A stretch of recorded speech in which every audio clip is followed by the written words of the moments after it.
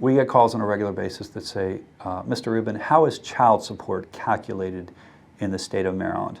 And the answer is, in Maryland, at least at this time, and it's been this way for about 30 years since I've been practicing, we have what's called the Maryland Child Support Guidelines.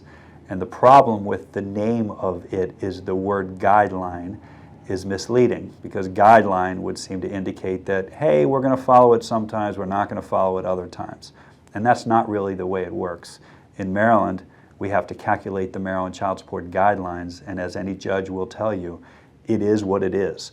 We're going to put in the numbers, and those numbers are the gross income of one person, the gross income of another person, the cost of health insurance, the cost of daycare that's work-related, and any other special expenses that might go along with it, how many kids, how many overnights. We're going to plug it into a formula, and 95% of the time, that's going to be the child support amount. That's how we calculate it.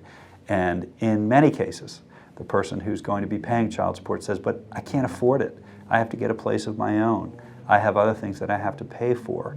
And most of the time, the answer, unfortunately, is it doesn't matter. Child support is child support. But the only way to really know is to call an attorney who has the computer software that can put in the numbers and run child support. And a lot of times people will call and say, well, my spouse isn't working and I think he or she could be working, or they quit their job, or they say they're going to quit their job. Those are all things we take into consideration as well. But from a basic standpoint, the first step is to know that we have the Maryland Child Support Guidelines.